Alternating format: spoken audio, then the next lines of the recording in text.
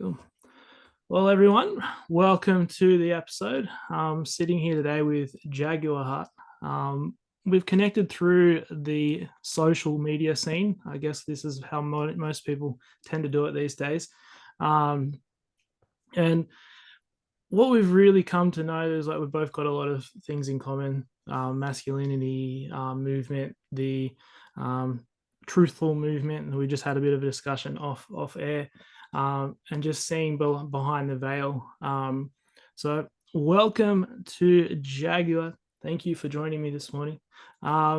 Let's just start off with just a bit of a description of yourself and what you've been up to, what you're up to right now. In the bio, I've already kind of covered that, but if you want to let the people know.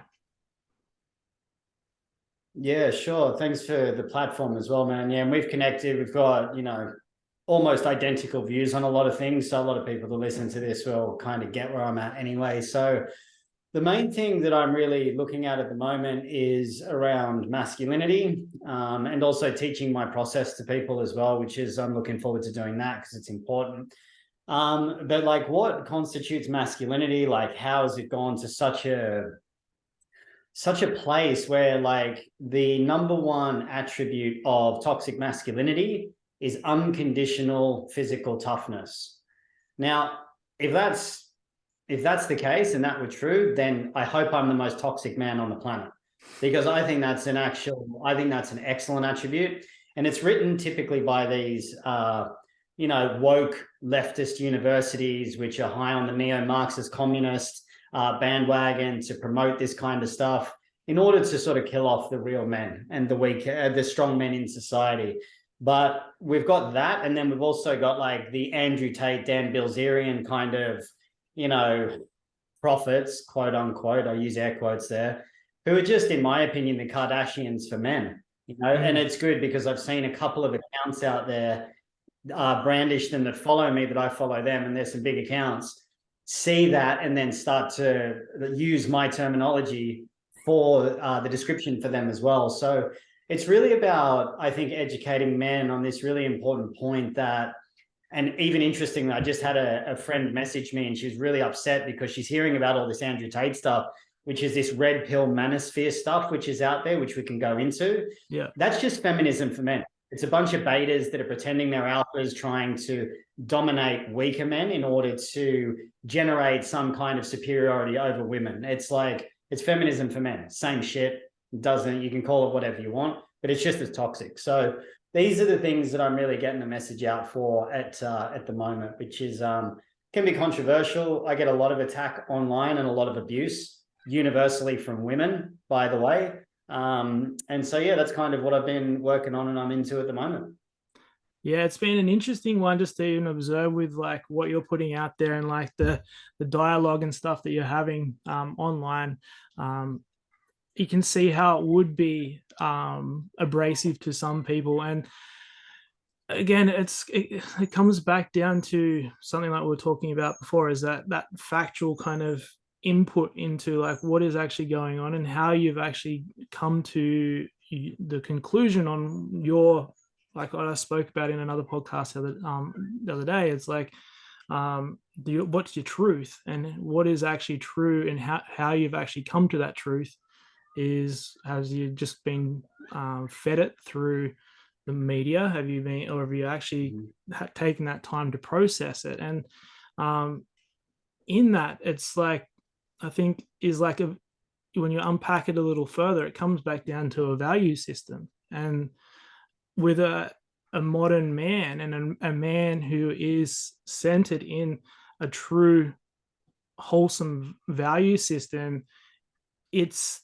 very hard to shift him from that state of true masculinity, rather than having like being told that he needs to drive around in cars and be drinking all the drinks. And I've been there back in the day when I used to play rugby. Like I thought, yeah, this is great. Like I'm going to be drinking all the drinks, getting all the chicks.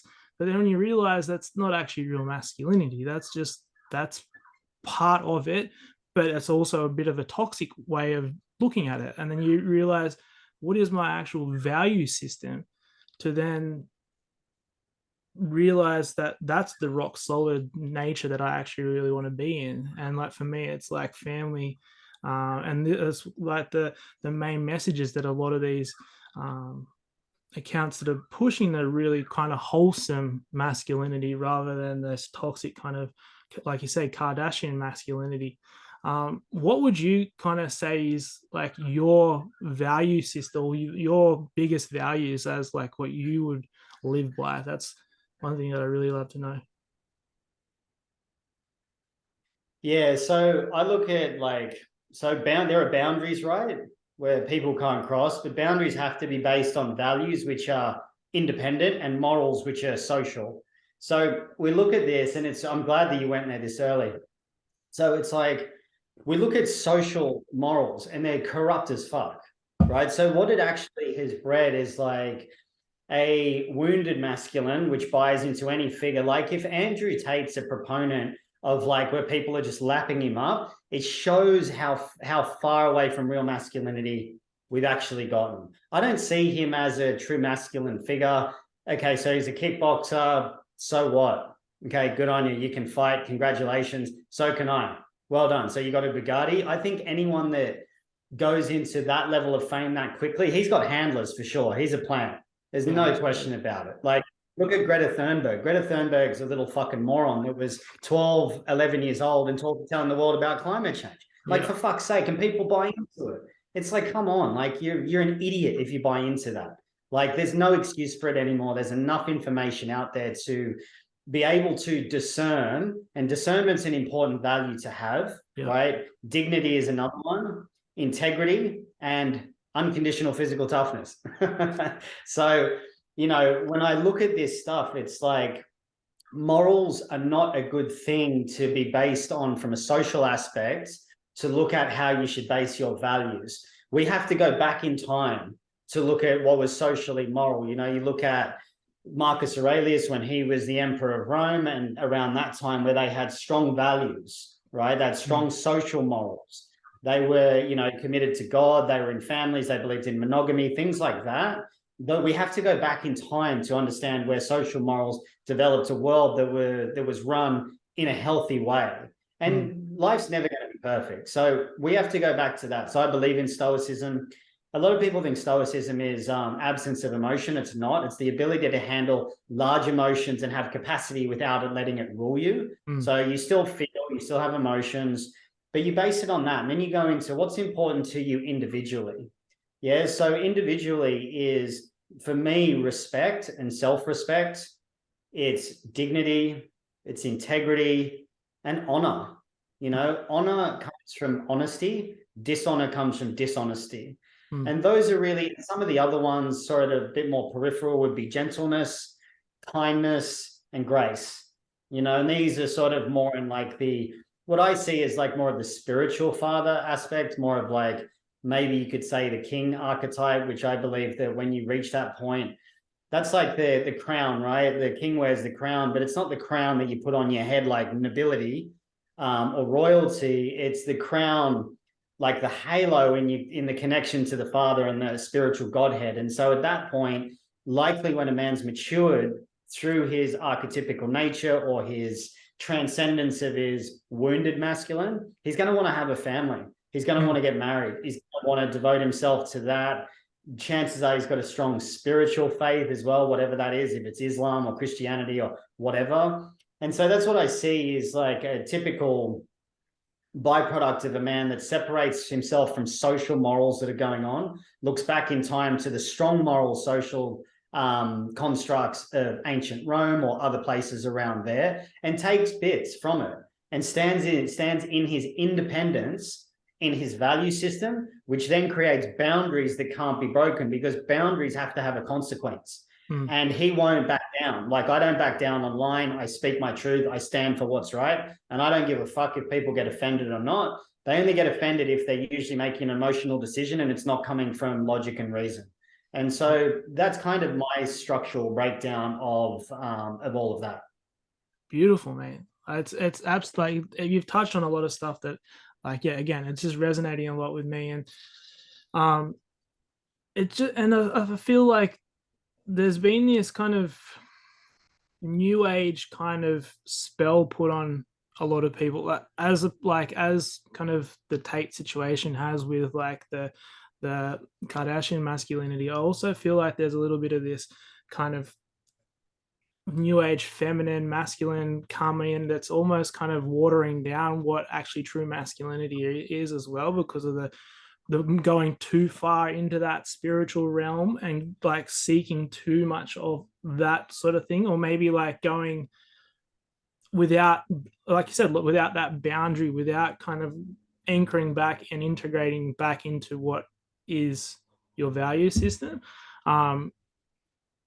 I just would, yeah, I'd be interested because, like, yeah, you got your Christianity and stuff like that. I follow Will from Ren of Men and listen to his podcast as well. And I noticed that you posted something about him the other day and how he's been on his journey about through his spiritual realms, doing ayahuasca, going and doing Rishikesh and all that sort of stuff. And it's been interesting for me. I grew up, I'm not a Catholic myself, but I grew up throughout school going to Catholic school. So I was exposed to Christianity or Catholicism throughout my school life. And once I finished those school, I pushed it away completely. I don't want to have anything to do with this. Like, this is like, I could see what was kind of this indoctrination kind of happening. And then again, come through my own journey, again, going through the spiritual journeys and plant medicines and all that, and have come back to this point now where I've realized, like you said, take the little parts from here, there, and find those little bits and pieces of what actually can build you as a man.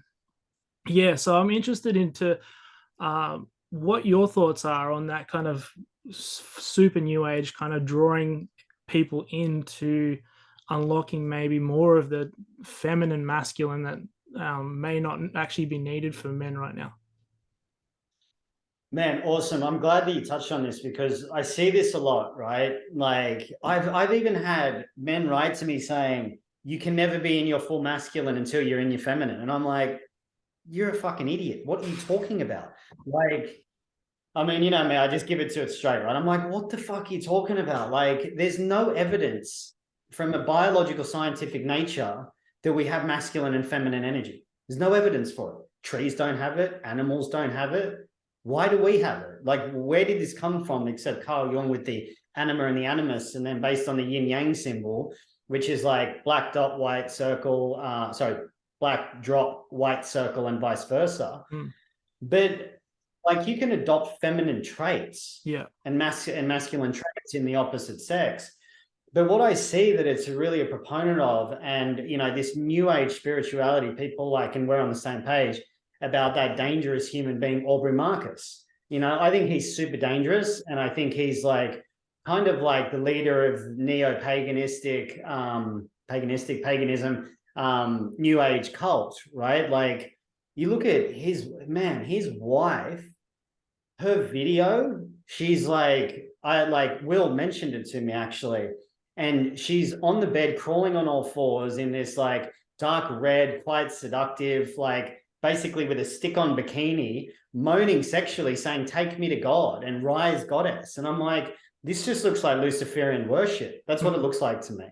Because it's this proponent to this idea of we're all one, right? Maybe that's true, maybe it isn't, I don't know. But if we look at this like concept of we're all one, what's going on in the world at the moment?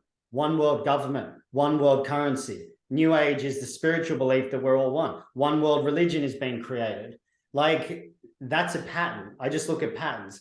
And so if we look at this new age concept that men need to be in like harness their inner goddess. Some dude, like, I posted his video and I was like, this is ridiculous, man. He was in a dress dancing, saying, oh, there's a queen inside you. I'm like, not fucking me, mate. I'm not. There's no queen inside of me that wants to come out. Like, my woman is my queen to me. Like, she's the feminine. I don't need any of that.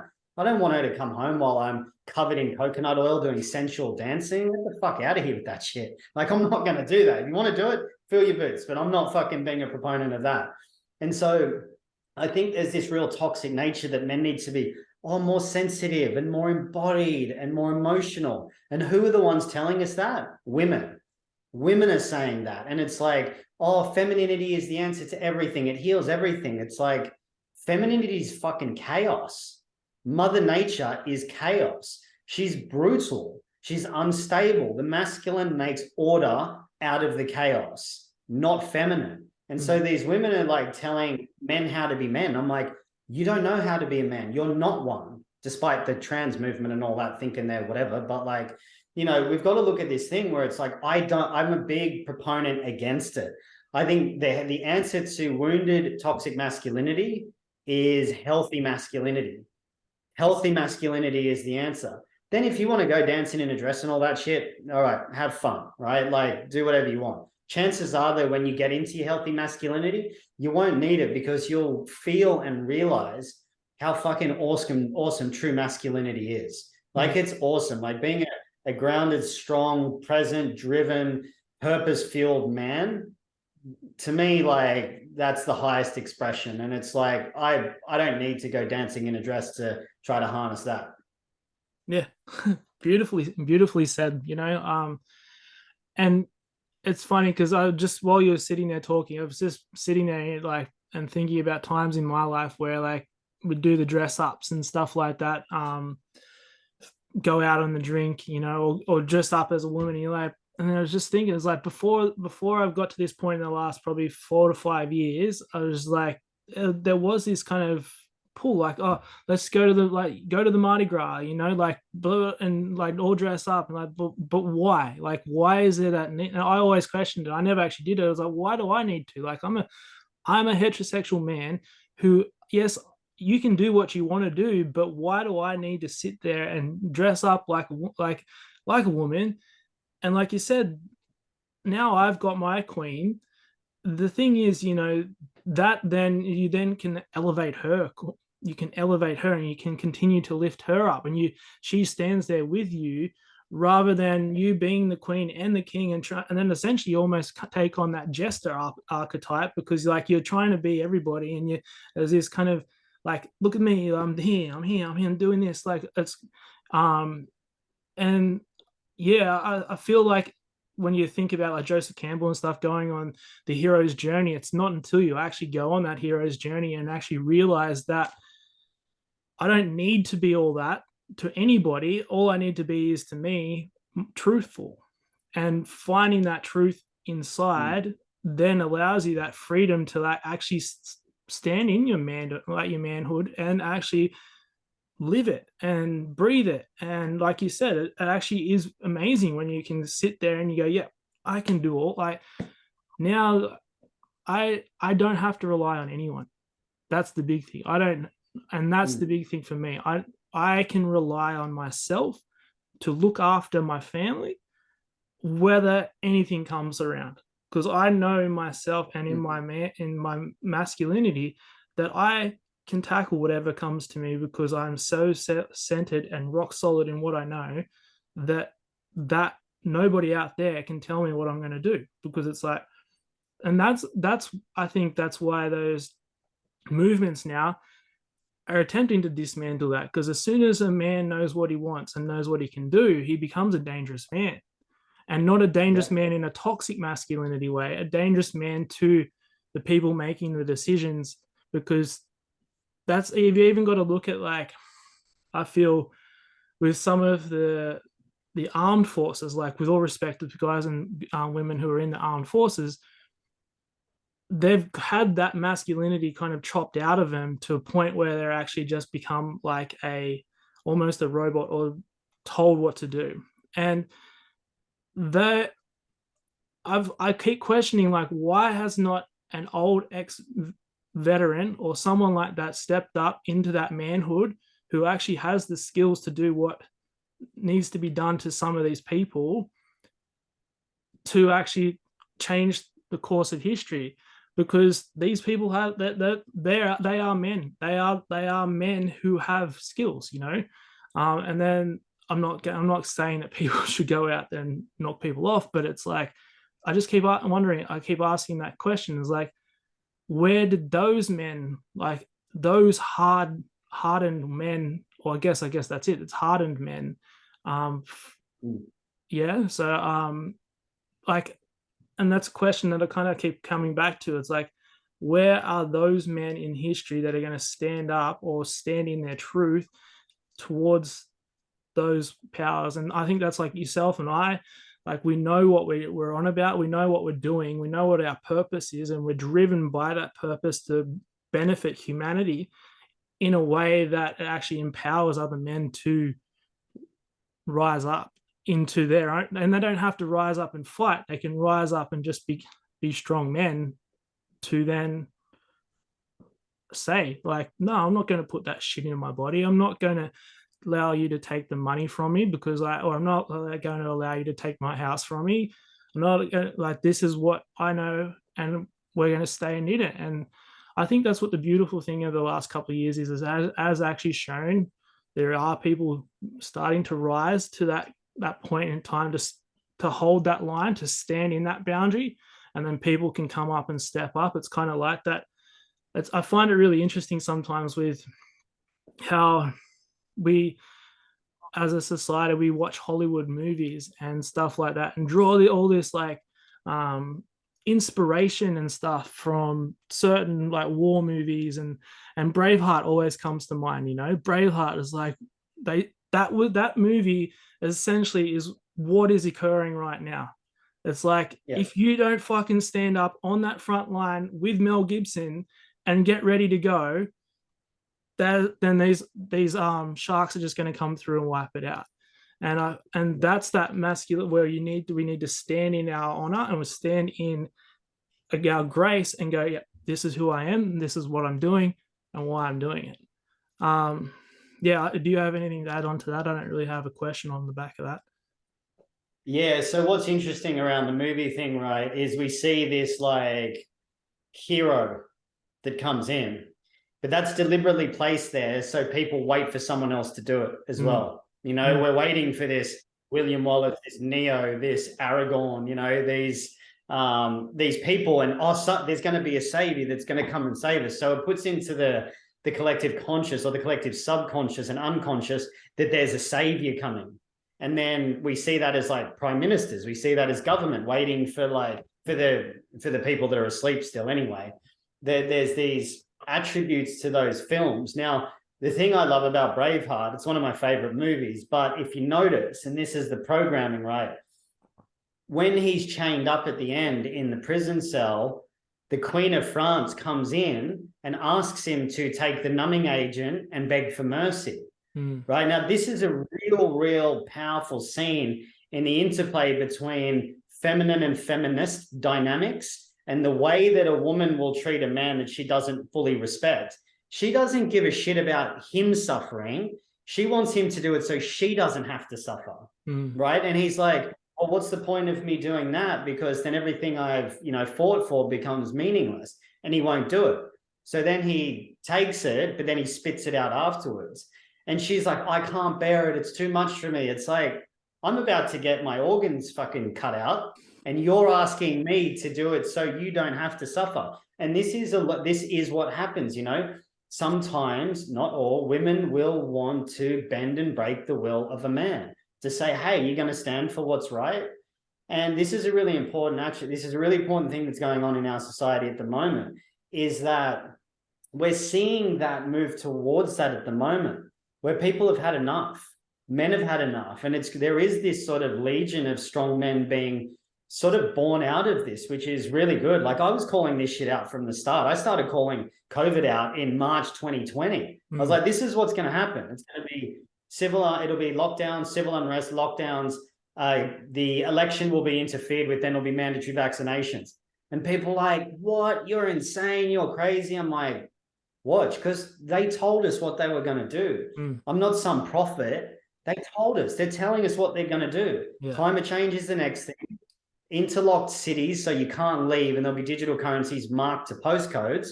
And then when that dies off, which it will, because people get over it, it'll be a staged alien invasion.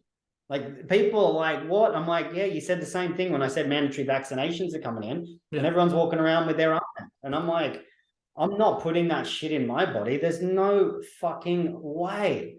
And then like people say to me now, they're like, fuck, dude, you were right. I'm like, yeah, well, you've got calamari swimming through your body and you'd probably be dead in, you know, like, Yeah. dude, like it's, you know, you just got to say no at those times. And that was the hard part. And the people that survive that will be the ones left standing at the end for sure. Yeah. And then you come back to nature, and what's in accordance to nature, like what is actually, who is actually supporting nature, who is actually taking from nature and continuing to take from nature. And I personally, I just feel like whether it's nature, God, whatever's playing out, is nature's removing, again, ignorance. Ignorance is no longer bliss, like, and especially in Australia, because we had that "she'll be right, mate" thing going for so long, and it's like, again, kind of drawing back onto like William Wallace being the hero, being there to save them. Like, she'll be right is no longer she'll be right. Like, you have to be there for yourself and those people standing next to you, because, and you've all got to be moving together, because that's essentially what is occurring. Is like the she'll be right movement is done. Like if you're not stepping up and you're not actually in your own power, and you're not switching your television off, or even better, throwing it out the window, like you're going to continue to stay under that spell. And I Yeah. was much like you. Like 2020, March 2020, we were actually in Byron running a retreat, and all of a sudden, like our guests were like talking about, oh, they're talking about COVID and blah blah blah, and I was like, I kind of bit my tongue on that retreat, and then got back to Melbourne and drove into Melbourne, and it was as I was starting to talk about lockdowns and stuff like that, and um, I had my business went completely pretty much under, and I lost a lot of my clients because of what I was saying, because and now 2 3 years down the track, it's exactly like everything that I said. It was much like what you were saying. It's all come true, and it's not as though I was spinning shit. Like, I actually went and looked for the information, and the information's all there. They've got to tell you, as part of the as part of, I can't think of the word now, right? But it's essentially they're giving you the information as an informed consent on the news or whatever it is. They're telling you what they're about to do, because now you've consented to that, because you haven't actually gone and protested about it, or you haven't written into Parliament about it, because now they've informed you through the media, through propaganda. Oh, we're now going to kill you off this way. Oh yeah, cool, no worries. Yeah, sweet. Like, they've told us on the news, like that's what's going to happen. So cool. Let's just um, and I got into a bit of strife um, around the vaccination rollout, and likening it to certain World War events, and with some people that I got, they got a little bit upset with that, and but in the end, like at the moment, it's just another way. It's just another shape of that gas chamber, and I hate to say it, it and it's sad, because like a lot of my family have gone and taken it, and 3 or 4 boosters deep, and like you said, like the squid swimming around just waiting to clog it up. It's sad. And but drawing back onto that, it's like, moving forward, we need to, again, regardless of whether you've had it or not, or whatever it is, it's like, moving forward, if you realize that it's have been duped, or you have been like taken for a ride, as much as it's going to be difficult to detox it, it's like, now stand in what you actually know, and stepping into that. Okay, I know that now. I know that was wrong. Now, how do I then talk to these people who have been telling me what I should have known 3 years ago? But and are you seeing that? Are you having anyone who's kind of coming to you, like, going like, oh, shit, like, what do I do now, kind of situation? Like, are you helping with any well, it's Um, not really not existent. not so much now. Like I've got a really good friend of mine who I was actually in business with him 15 years ago. And I was telling him about this stuff, how the financial system is a scam, how the world's run. He's in his 60s now, right? And he sent me a message the other day. He's like, oh my God, everything you were talking about 15 years ago is right. Like these people want to kill us. And it's a genocide. It's no different to a Holocaust. It is the Holocaust of our time. And, you know, some people got offended when I was saying that. I'm like, this is depopulation. That's what it's for. They want to kill you. And people would get offended by it. And whenever I say that, I'm like, the truth hurts when you believe your own lies. That's when the truth actually hurts, is when you believe your own lies. And so I haven't so much been getting people saying, hey, what do I do, etc. Because I think the people that have followed me for a while and know me are like, yeah, like they're a bit sheepish about it. But I did have a conversation with a good friend of mine the other day, and he's like, what are you doing about it? I said, well, I'm just getting my stuff divided up into multiple asset classes, some gold, digital Bitcoin, things like that. I want to buy land and a house because I don't know. I don't believe they're going to be able to take everyone's property. I don't see the evil egg Klaus Schwab like being able to pull this off. Like, oh yeah, we'll just take everyone's property. It's like, are you fucking mad? Like, that's just, I'm like, there's no fucking way that they get, like, if they just came in one swoop and took everyone's property at first, maybe they'd be able to do it. But they've just woken so many people up with the COVID narrative. Like, that's woken people up to no end. And people think that this whole thing's going to get pulled off. And I said, if that was in line with God's desire, God's law or spiritual nature, whatever, it would have happened and we wouldn't even know about it. It would have just been like, oh, that's the way it is. It's not meant to go that way. This is the end of that structure. That's why all the darkness has to be brought to light. And we might be in for some tough times. But I truly believe it's the end of that. It's the complete end of that. That's the way I see it. So the way that I see it as well is what people can do is, if you've had the jab, don't fucking get any more. If you're 4 or 5 boosters deep, I'm not speaking to them, and chances are they wouldn't be listening to this anyway. They'll be listening to CNN and some other garbage or whatever. So, this message isn't for them. But the people that have got 1 or 2 out of like feeling that they were coerced or whatever, you've always got a choice. Some people said to me, oh, I didn't have a choice. I've got a mortgage. I'm like, you put your own bodily health over a fucking house. No, I don't see that as an excuse. I had to feed my family. There's millions of ways you can make money. I didn't get it. I work for myself. People go, oh, you're privileged. I'm like, no, I work fucking hard to get into this position so I don't have to be subject to those laws. Like, there's always a choice. I would have rather moved inland to farmland, and I'd fucking go bush if I had to. I was prepared to do whatever I needed to. And so I was rewarded for it, because now I'm like, we're the pure bloods. And because we stood in our truth and said, no, we're not fucking doing it. I'm not doing it. And enough of us were around for them to drop things, to not go around door to door and enforce it. So there are enough people like us around to pull that off. And even if it wasn't like necessarily in the public eye on the news, that there's too many people saying no, so we won't make it happen. There are enough people that stood up, that got the information out there to where they couldn't do that. That was the part that a lot of people didn't see. And so by virtue of us being who we are, it's going to be so much harder to bring in these 15-minute walking cities or, digital dollars. I think it'll end up being 2 societies living as one. That's the way I see it as. Like, it'll just be, I'll be me with my Bitcoin and, the people that I work with and regenerative farmers and all that. And then next door, we'll be walking around tapped into the arm juice through IV fucking 4 times a day, living in the metaverse, so it'll just be 2 different worlds. Yeah, I agree. Like, I read the other day, before he died, Stephen Hawking actually warned against what they were doing with the Higgs boson particle collider, and he warned that at some point in time, if they continued that work, that they could actually separate timelines and we wouldn't even know about it.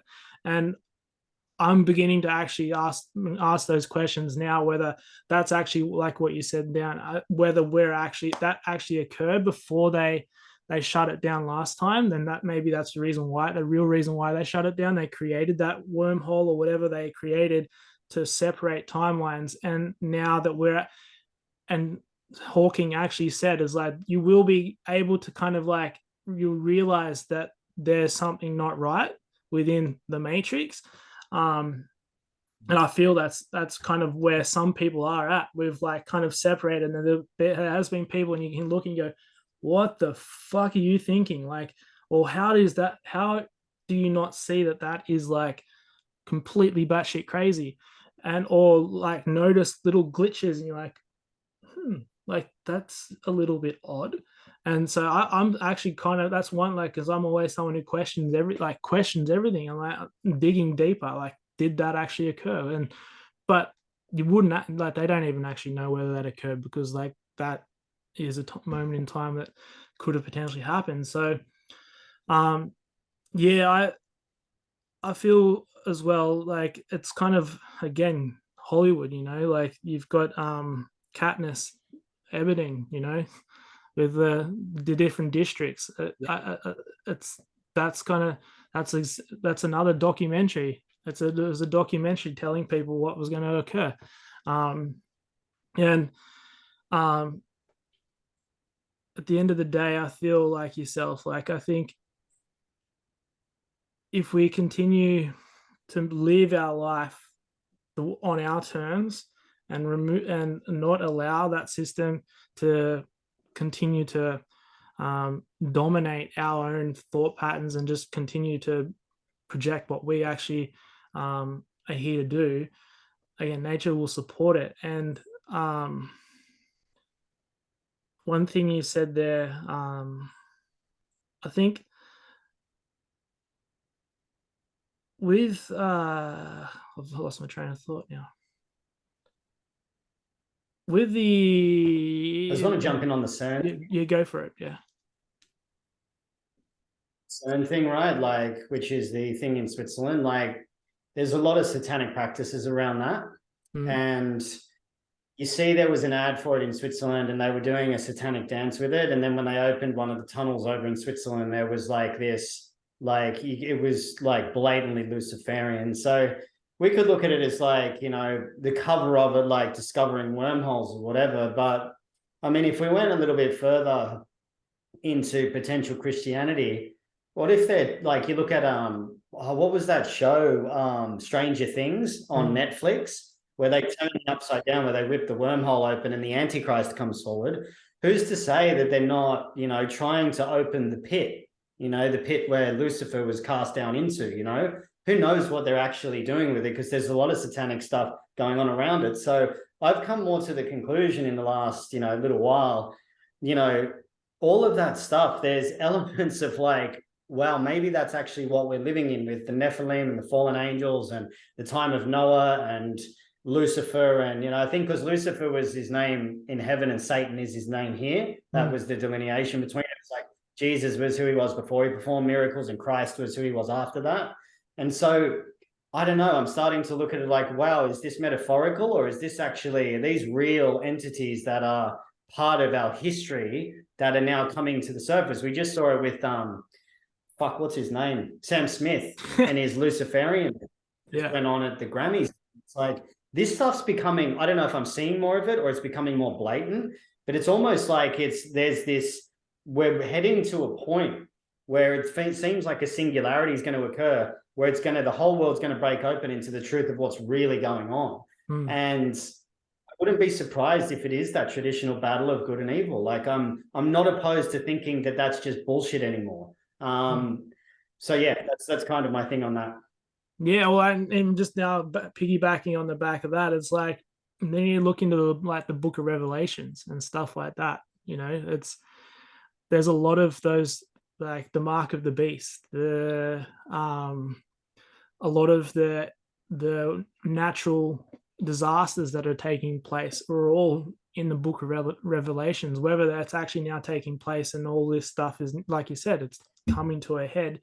And then you look at like Hindu mythology, with the way that the different movements of the calendar, and we're moving through that Kali Yuga. Like the Kali Yuga is that destruction and like movement, so depending on, like, again, being from that Catholicism kind of upbringing and stuff, and looking a lot into mythology and the way that like certain figures play out in certain mythological like texts, there's always that overlay of the same kind of message, regardless of whether it's the Bible, the Quran.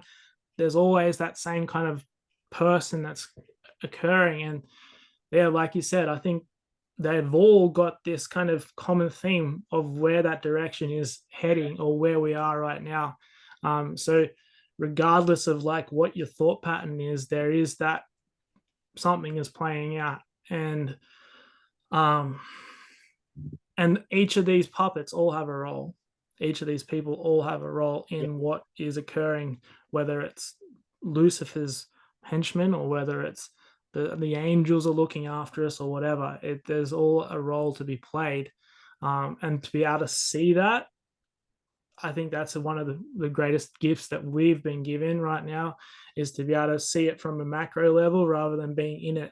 Because that's what I get people messaging me daily, like, oh, look at this, like look at that. And I'm like, just zoom out, just look at like what's going on, just look at like what's going on, even like stock market wise, cryptocurrency wise, like seeing that move, that little like chart move up and down, but then you zoom out and you go, oh, this is actually what's playing out, and it's nature's playing out in the market as well. Like it's you okay, cool. Like I'll just take a breather on this rather than selling my entire net worth because the news has now told me that I need to sell, but it's only again it's a wealth transfer that's occurring because they're all crooked as fuck. So it's when you start to see it, and like you said, you come back to that earlier point where it's patterns. The patterns play out consistently throughout life. That's the way it is. And yeah, like I love that what you just said then. It just makes so much sense, you know. Well, just with the Bible thing, right? There's a couple of things like Nisargadatta, who I'm a big fan of. He was like an Indian man that was just profound, right? He said all religions are the same meaning but different words, right? Which I tend to agree with. And this was about 2 years ago. I was speaking to a mate of mine, and I said to him, I go, "What's your take on the Bible?" And he goes, "I don't know about the Bible, mate, but what I know is that the Satanists do the opposite to what the Bible says. So there's some magic in it. You know, you look at Satanists, their symbol is like the upside down cross, which is Antichrist. And so it's like, just in that logical, you know, the way that he just addressed it so logically, he goes, I don't know, but I know that it's magic because the Satanists invert what the Bible says. They do the opposite to that. It's like, even if you look at the gay flag as an example, like if we look at the colors that represent the wheels of the chakra, the gay flag is that inverted, right? So it's top down and bottom up, right? So it's like, there's symbolism everywhere in all of that stuff. And so, you know, like the Bible calls that kind of stuff an abomination. I don't care if you want to do it. It's nothing personal, like fill your boots, whatever.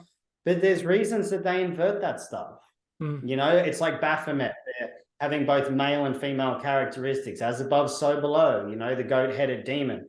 Now we're looking at with the trans movement, right? Oh, I'm androgynous. I don't have, it's like sex is so yesterday, like as in male and female, and it's made up. You know, I had this woman once say, oh, it's about getting back to the 0 point of, and masculine and feminine terms are outdated. I said, do you even know in physics what the term of 0 point actually is? And she's like, you just talking to yourself. And I said, feminism. And she goes, feminism is the way. I said, you just said the masculine and feminine are outdated. I said, feminine is an arm of neo-Marxism. It's an arm of communism. And what it is, it seeks to subvert social programming through destabilization, demoralization, crisis, and then normalization. And I said, and these are the 4 steps we're in. We're in crisis at the moment. And this is called subversion. And it's a tactic used where the people that use it say the greatest war you ever win is the one you never have to fight. And I explained it in a very articulate way to her. And she goes, thanks for mansplaining. I said, well, if that's mansplaining and you still don't understand it, then you really are a fucking idiot, you know, because it's, this is the like, and this is where we get to the programming of feminists just want to blame men for everything, right? It's like, well, you're stupid. It's like, well, if I'm stupid, you've got like 2 brain cells maybe, or like I said, you've got 2 brains, one's lost and the other one's finding it, because you can't even engage in the right dialogue with me, which is through an intellectual, logical, reasoned, analytical debate, versus you getting all emotional because you don't understand what I'm saying. So this is where it's like, we're in this kind of soup of all these like things playing out at the moment. Like whether we make it, bro, or whether we don't, this will be the most interesting time of our lives. That's for sure. Oh, 100%. And like being like being a dad and and then with having another one on the way, that's one of the big things is like, what the hell, like my one of my main goals and one of the reasons for being here right now is actually teaching my son how to be a man and how to continue on and give him the tools that I know and everything that I've learned and everything that I have been exposed to. And I probably will still have done a whole heap wrong, but it's like what I allow him right now in this moment to learn is going to set him forward in the future. The reason why he's here, like there's a reason why he chose to come during 2020, like through one of the shittest times in our living history, for a lot of people, to choose to come here to incarnate here right now. And then this next baby is coming again, like as well. So there's like the reason why these children have been brought into the world right now to parents like myself and my partner and other parents and any child really who hasn't had the misfortune of being juiced is they're here to fuck shit up. Really, they're here to actually be the warriors that they're supposed to be here, or they're here to actually run the world the way it's supposed to. And I find like I get overwhelmed sometimes because it's like, holy shit, like this is such a responsibility as a parent right now, more than just kind of just floating around, like sowing the seed, having the baby, then going sinking a million beers and just like coming home and drinking and blah blah blah, and like not actually paying attention to the development of that child. Like realizing what the magnitude of that growth that is occurring right now and how that can potentially be formed into a child that's going to just absolutely help this world once I've gone is almost a legacy moment, you know.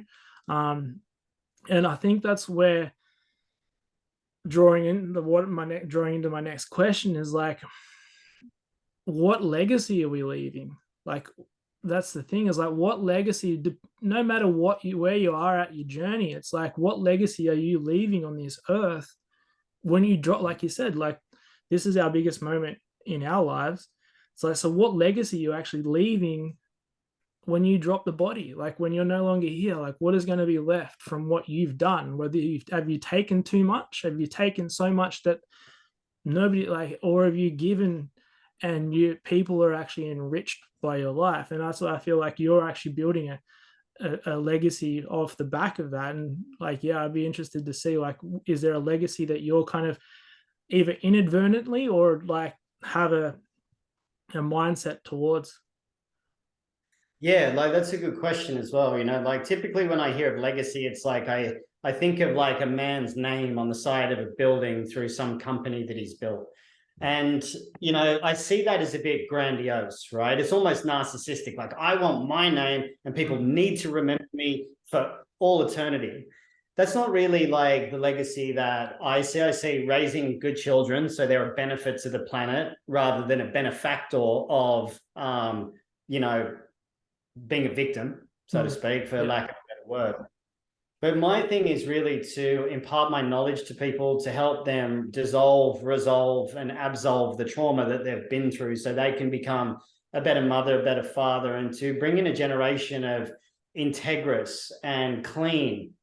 And I say clean from the point of, you know, largely resolved of their ancestral parental lineage that is clearly passed down the wounding. You know, we've had a horrendous line of the last couple of 100 years of a lot of wounding, but also to teach people how to do what I do so they can help themselves. They become a more, you know, for lack of a better term, where we both live in the Northern Rivers, like a high vibe person, you know, but more of like a clear, heart-centered and, you know, not ego-controlled mindscape that they live within so they can make better choices. They're more aware. They're more, you know, awake to who they are. They've got drive, passion, purpose, desire to do better, to leave something that lasts in the form of a beautiful human that comes into the world, that comes from love and kindness and gentleness and strength and integrity and honor, and really embody and encapsulate these. Because what we see in the world at the moment a lot of people like challenge me and they're like, ah, you're not a fucking therapist because you're fucking speaking out against this. You need the healing, blah, blah, blah, blah, blah. And I'm like, look, if the psychology industry was that good, it would have been over and ended 50 to 100 years ago, because everyone in that lineage would have been healed and there'd be no requirement for it. So my ultimate legacy is to never have another client, because that means that that everyone's healed, right? So I don't want clients, because then everyone's good. That the chances of that happening in this fractured world, I don't think it's going to happen. So teach people how to do my work, so then they can take something that actually does resolve the shit that people have been carrying their whole lives, like real results that get past. I get messages every day from people that I worked with 2, 3, 4 years ago, and they're like, hey, I just wanted to check in that, like, when we did that work 3 years ago, I just had a message today about it, yesterday, sorry. And she said, the work I did with you just changed my life. And this is what's happened since then. She came to me after having an affair with a school teacher and didn't know what she wanted to do. And kids were fucking like on medication. She's just, she recently, after that, won Australia's most prestigious art prize. Marriage is better. Their kids are off medication. She's opened up 2 shops. She's become financially abundant. I get messages like this all the time. She went from one person that was like the false socially constructed version to her true self, but after doing the work together. And I get messages like this all the time. So my legacy is to leave people like that, right? Because I don't need a symbol on the wall or my name on a wall. I don't need any of that shit. What I truly desire for the planet is to leave people better than the way they than when they were before they encountered me. And so to transfer that to parents, then they can raise better children. The children grow up without the wounding, the scarring, the trauma. Then we've got, like, you know, I just got a new dog recently, right? And he's an Aussie Shepherd and he's 10 months. And this dog is pristine, no trauma, never been attacked by another dog. And just his energetic state, he's intelligent, he's gentle, he's obedient, he's very sweet, very affectionate, hilarious. Like he's just got no trauma. He doesn't know what threats or danger are. So he's just like, oh, bush turkey. Oh, what's that? You know, like, oh, what's that? Like he's curious about everything. There's a wonder to him, right? And so I look at this dog as this beautiful example of what a being is like without any trauma, right? He's playful, he's fun. And most dogs are a lot of the time, but you'll get other dogs that are super aggressive that have been traumatized. And so my legacy is really to leave as many people as possible in a better way than when I found them. And I've worked with thousands of people already. My life goal is to train 100,000 therapists. So they're out there doing this work. And then that way, like, that'll just ripple on. That'll have a bigger effect than I can ever do on my own. So that's really my legacy for this lifetime.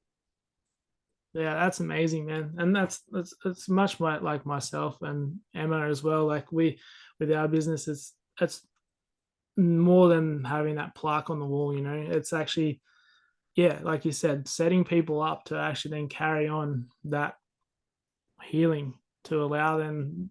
And the big thing is actually, like you said at the beginning there, it's like having allowing people to heal and giving them the tools to heal themselves, and go to those points, and then being the guide rather than being that guru that they keep coming to and not actually taking anything in. It's like I go and do the work, come back in a few years and go, hey, I actually had that realization. Thank you so much.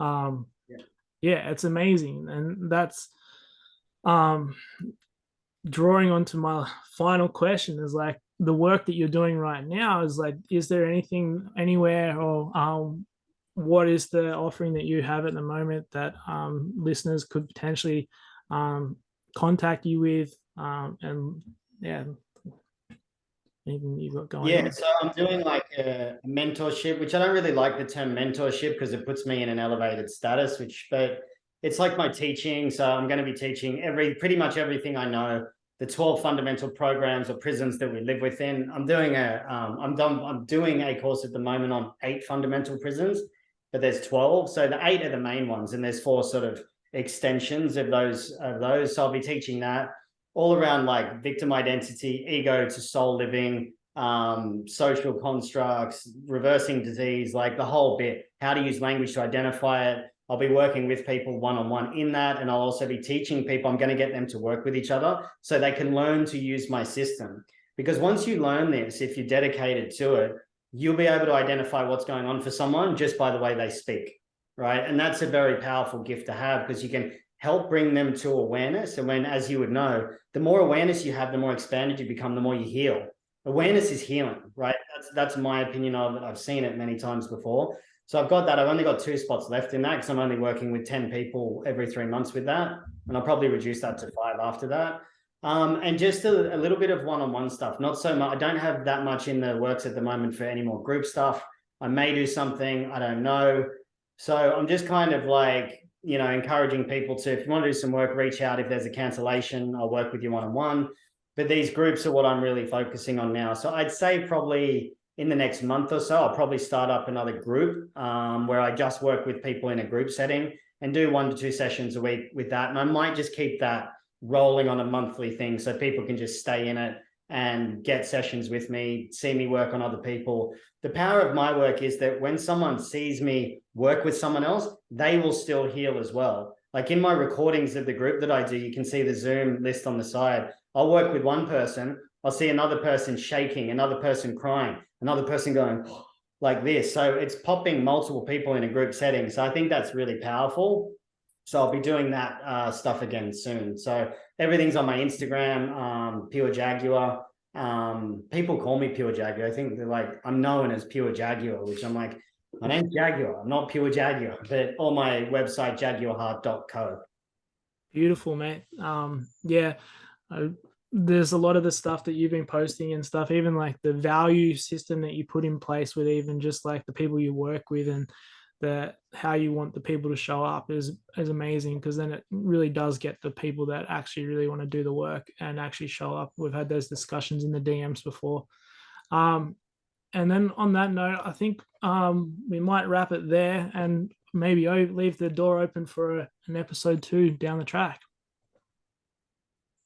Yeah, man, would love that. Cool, man. Thank you so much for coming on.